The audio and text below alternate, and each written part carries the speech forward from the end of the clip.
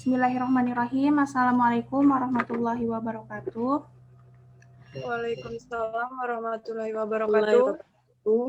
Kami dari kelompok 4 akan mempresentasikan makalah tentang sistem cerdas pada kasus bidak catur, Sodoku, dan kanibal yang diberikan tugas oleh Bapak Ibnu Sani Wijaya, Eskom MSI.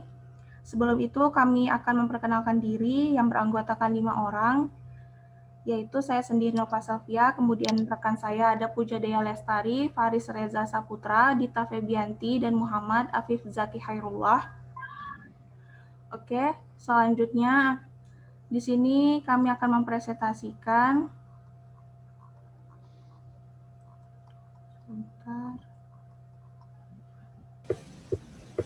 yaitu saya sendiri akan membacakan tentang pengertian pencarian buta.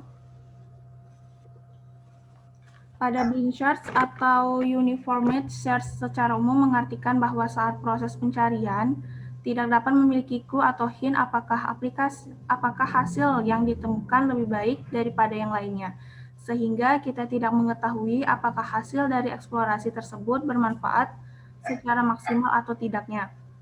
Search space atau ruang pencarian dieksplorasi tanpa memanfaatkan apapun informasi yang menyangkut pada masalah. Maka dari itu digunakan istilah blind search atau naive search. Kemudian di sini ada model pencarian memiliki ciri-ciri yaitu membangkitkan simpul berdasarkan urutan. Yang kedua, kalau ada solusi, maka solusi tersebut akan ditemukan. Yang ketiga, memiliki suatu informasi tentang node yang telah dibuka atau node selanjutnya atau tidak diketahui. Kemudian pengertian pencarian heuristik. Heuristik ini adalah metode pencarian yang akan memperhatikan nilai heuristik atau nilai perkiraan. Teknik pencarian heuristik ini suatu strategi untuk melakukan proses pencarian di mana suatu problema secara selektif yang memandu proses pencarian yang kita lakukan di sepanjang jalur yang memiliki kemungkinan sukses paling besar. Kemudian akan dibahas oleh Dita Febianti pada karakteristik heuristik. Kepada Dita dipersilahkan. Karakteristik dari pencarian heuristik adalah 1. Harus mempunyai daerah pengetahuan yang digunakan sebagai panduan pencariannya. Umumnya lebih efisien jika dibandingkan dengan pencarian tanpa panduan blind search. 3. Terkadang disebut juga pencarian yang diberi informasi. 4. Pencarian heuristik bekerja dengan memutuskan node selanjutnya yang mana yang terbaik untuk diekspansi walaupun tidak ada garansi bahwa node tersebut adalah node terbaik. 5. Pencarian heuristik memperkirakan nilai untuk mencapai tujuan dari posisi awal. Ini bisa digunakan untuk membuat node baru yang fungsinya dievaluasi dengan H atau N. 6. Node baru dibandingkan dengan node yang memiliki nilai terendah G.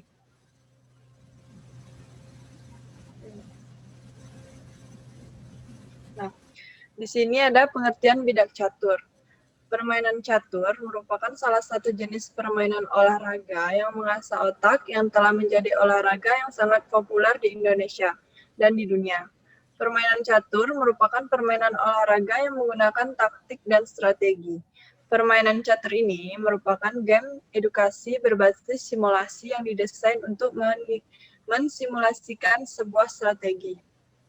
Di dalam menstimulasi ini, peneliti merupakan kecerdasan buatan atau artificial intelligence AI yang merupakan kawasan penelitian, aplikasi dan interaksi yang terkait dengan pemrograman komputer untuk melakukan sesuatu hal yang cerdas. Baiklah, pembahasan selanjutnya akan disampaikan oleh Puja. Pada Puja dipersilahkan. Baiklah, menurut Maggette, permainan catur merupakan permainan di atas papan berisi 8x8 petak atau 64 petak. Ini berasal dari India sejak 500 Masehi. kemudian menyebar ke Persia dan masyarakat Arab. Chess atau catur menyebar ke Eropa ketika kekuasaan Islam pada awal abad pertengahan memasuki Eropa dari selatan Spanyol. Bentuk buah catur sempat berubah. Awalnya bentuk buah catur mirip manusia, kini berubah menjadi abstrak. Ketika memasuki Eropa, buah catur kembali mengambil bentuk menyerupai manusia. Buah-buah catur mewakili sejumlah golongan pada abad pertengahan, yaitu 1. Buah pion mewakili budak yang kala itu selalu mengorbankan jiwa dan raga. 2. Buah benteng mewakili rumah dan tempat perlindungan. 3. Buah kuda mewakili ksatria yang senantiasa melindungi negara. 4. Buah peluncur mewakili gereja yang menjadi lambang keagamaan di abad pertengahan. 5. Buah ratu atau ster mewakili ratu yang merupakan wanita paling berkuasa pada masa itu. 6. Buah raja mewakili raja yang merupakan pucuk pimpinan dan menentukan kala menang pertarungan. Catur dimainkan dua orang, masing-masing pemain memegang buah catur putih melawan buah catur hitam. Ketentuan permainan catur. Permainan dilangsungkan di atas papan yang terdiri dari 8 kolom dan 8 baris kotak atau petak berwarna hitam dan putih, terang dan gelap. Secara berselang-seling, permainan dimulai dengan 16 buah pada masing-masing pihak, yang disusun di berbaris secara khusus pada masing-masing sisi papan catur secara berhadap-hadapan. 1 buah hanya bisa menempati 1 petak. Pada bagian terdepan, masing-masing barisan terdapat 8 pion, diikuti di belakangnya 2 benteng. 2 kuda dalam bahasa Inggris disebut knight atau ksatria. 2 menteri atau peluncur dalam bahasa Inggris disebut bishop atau uskup. Ratu atau stir, serta 1 raja.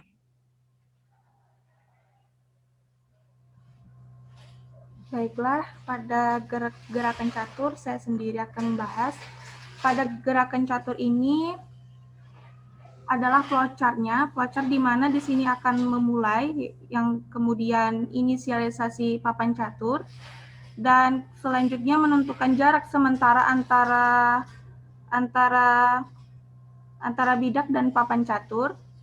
Kemudian di sini akan memberi pada buah catur dan menghapus dari daftar inisialisasi buah catur, kemudian diberi label pada papan catur, kemudian menghapus dari daftar inisialisasi papan catur, kemudian akan mencari titik terpendek berikutnya.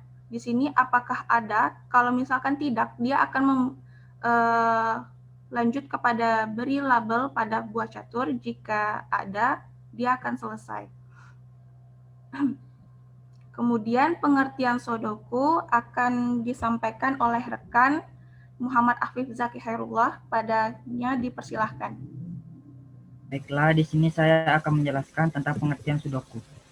Sudoku merupakan salah satu jenis kecerdasan di mana pemain harus menempatkan angka-angka dari 1 sampai 9 angka pada kotak-kotak yang disediakan. Dengan aturan angka tersebut tidak boleh ada yang sama dalam satu baris.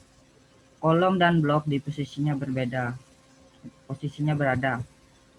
Sudoku adalah suatu permainan teka-teki yang berasal dari Jepang. Permainan ini mengharuskan pemain mengisi sejumlah kotak-kotak kecil sebanyak 9 dengan angka dari 1 sampai 9 dengan memenuhi syarat permainan. Syarat pengisian kotak-kotak tersebut: 1. Tidak boleh ada angka yang berulang dalam suatu baris, dan dalam satu baris harus ada angka 1 sampai 9. Tidak boleh ada angka yang berulang dalam suatu kolom, dan dalam satu kolom harus ada angka 1 sampai 9. Tidak boleh ada angka yang berulang dalam kotak besar, dan dalam satu kotak besar harus ada angka 1 sampai 9. Sebuah kotak besar adalah kumpulan 9 kotak kecil yang membentuk kotak yang lebih besar, dan dalam permainan terdapat 9 kotak besar.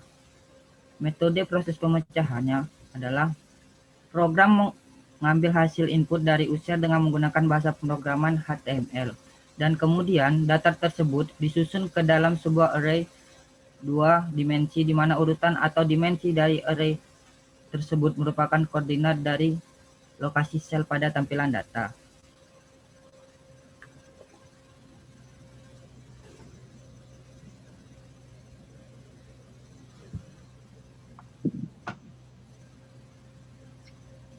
Lanjut lagi Afif pada metode proses pemecahan. Pada metode proses pemecahan Sudoku, program mengambil hasil input dari share dengan menggunakan bahasa pemrograman HTML.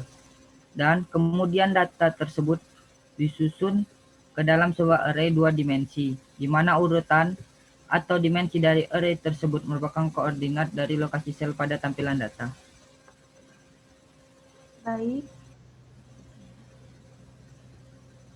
Baik, selanjutnya pengertian kanibal akan disampaikan oleh rekan Faris Reza, kepadanya dipersilahkan.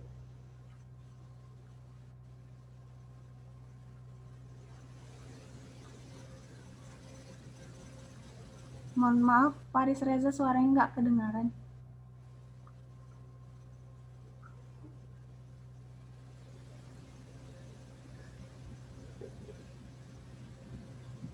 Nggak ada suara.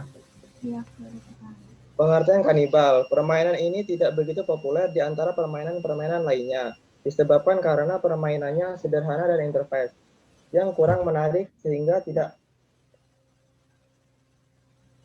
orang tidak tertarik untuk memainkannya. Namun permainan ini sangatlah bagus untuk mengasah logika karena untuk menyelesaikan permainan ini dibutuhkan sedikit logika.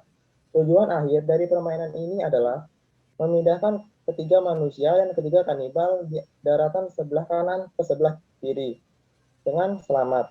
Jadi dibutuhkan perhitungan yang tepat agar jumlah manusia lebih banyak daripada jumlah kanibal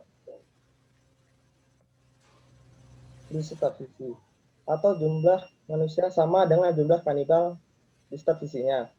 Berikut penjelasan singkat mengenai teknis permainan. Untuk memainkan misioneri atau kanibal, cukup mengekliknya, maka misioneri atau kanibal akan otomatis masuk ke perahu. Begitu pula untuk mengeluarkan dari perahu, tinggal mengklik misioneri atau kanibal yang ada di dalam perahu. Untuk menjalankan perahu, cukup mengklik tombol Go yang terletak di kanan atas.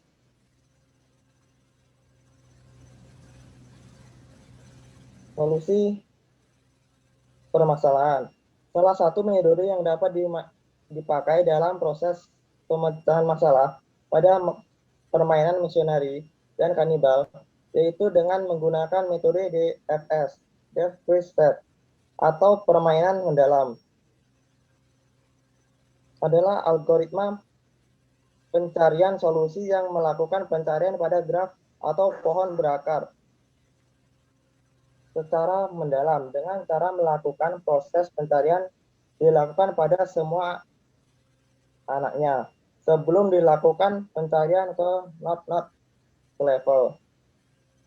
Baiklah, pada kesimpulannya, permainan ini tidak begitu populer di antara permainan-permainan lainnya karena permainan ini sangat sederhana dan juga interface-nya kurang baik, kurang menarik, sehingga tidak menarik orang yang memainkannya. Pada kecerdasan buatan ini memungkinkan komputer untuk berpikir atau menalar dan menirukan proses belajar manusia, sehingga informasi dapat diserap sebagai pengetahuan, pengalaman, dan proses pembelajaran, serta dapat digunakan sebagai acuan di masa-masa yang akan datang. Baiklah, itulah hasil presentasi yang kami sampaikan. Mohon maaf apabila ada kesalahan kami. Sekian, terima kasih. Wabillahi taufiq wal hidayah. Wassalamualaikum warahmatullahi wabarakatuh. Waalaikumsalam warahmatullahi wabarakatuh.